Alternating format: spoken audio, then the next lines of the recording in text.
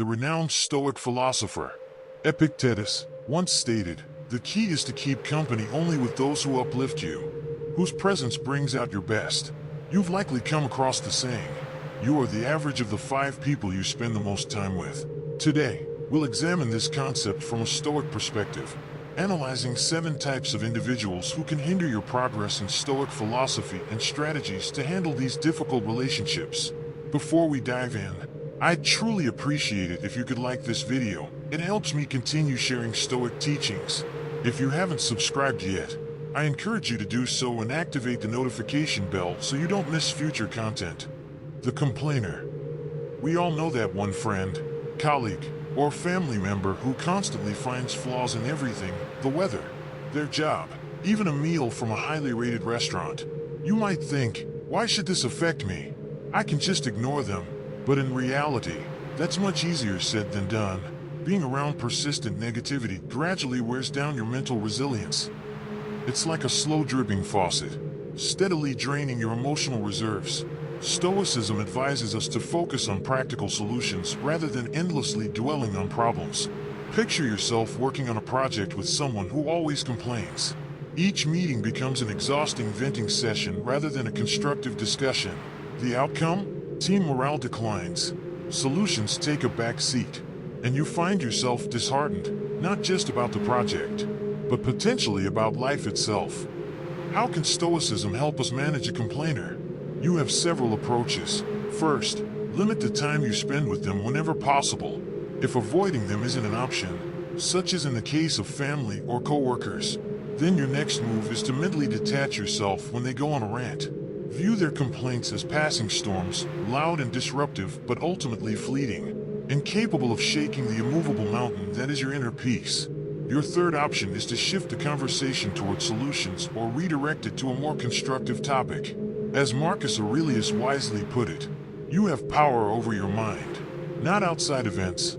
Realize this, and you will find strength. This timeless Stoic insight urges us to safeguard our mental tranquility, ensuring that chronic complainers do not steer us off the path of resilience and virtue. Type of person number 2, the drama magnet. Imagine your life as a ship sailing through calm waters, only to encounter a powerful whirlpool known as the drama magnet. This individual always seems to be at the center of crises, conflicts, and controversies. Like a whirlpool, they have an uncanny ability to draw you into their storm of chaos.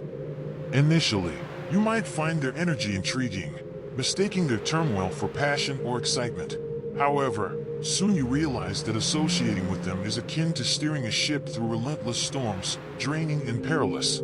The real challenge with drama magnets is that their crises often feel like your own. Their turbulence is contagious, and before you know it, you're tangled in disputes you had no part in. Let's consider a real-world example. A friend of yours is constantly feuding with different people in your social circle. One day, they refuse to speak to Sarah. The next, it's Tom. They turn to you for advice. But you notice an unending cycle, no resolution, just ongoing conflict.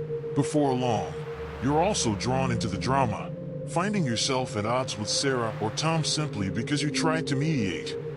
In situations like this, one effective approach is reflective listening. Instead of offering advice or picking sides, simply mirror their words back to them. For instance, if they say, "I can't believe Sarah said that about me," you could respond with, "So you're feeling betrayed by Sarah's words." This allows you to provide emotional support without entangling yourself in their disputes. Another technique, one that may seem counterintuitive, is selective unavailability. Stoicism teaches us to value our time, which sometimes means stepping away from unnecessary drama.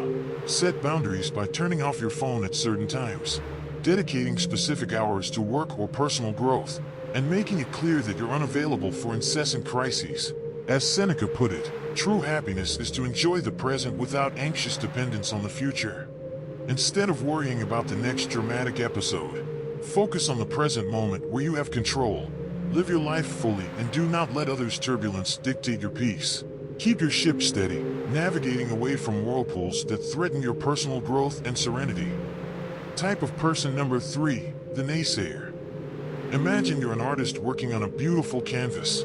Each stroke of the brush adds depth, vibrancy, and life to your vision. Then enters the naysayer. They glance at your work and immediately begin criticizing. Are you sure about that color? It doesn't look realistic. You know, most artists never succeed, right? Their negativity is like smearing gray paint across your vibrant masterpiece. This isn't constructive criticism, which can be valuable. Instead, it's a persistent wave of doubt and discouragement. For example, suppose you're excited about transitioning to a new career. You've done thorough research, sought advice from professionals, and even started taking preliminary courses. Yet, when you share your enthusiasm with the naysayer, they immediately list all the reasons why it won't work. The industry is too competitive. Do you even have the right skills? What if you fail? Before long, their doubts start to feel like your own, making you question the very dream you were once confident about. So how do you handle a naysayer? Especially if there's someone close to you? One approach is to ask them for advice rather than just sharing your plans. When people assume an advisory role, they tend to be more constructive and less inclined to dismiss your ideas outright. Another tactic is flipping the script through positive confrontation. If they say, "You'll never succeed in this career change," you could counter with, "That's an interesting perspective. How do you think someone could successfully transition into a new career?" This not only neutralizes their negativity, but also shifts the conversation toward problem solving. As Epictetus reminds us, we have 2 ears and 1 mouth so that we can listen twice as much as we speak. However, listening doesn't mean internalizing every negative word. It means filtering out mere noise and only absorbing what truly adds value. When naysayers attempt to dull your canvas with their skepticism, take a step back, listen critically, and continue painting your own masterpiece. Do not let anyone turn your vibrant vision into a dull, gray landscape.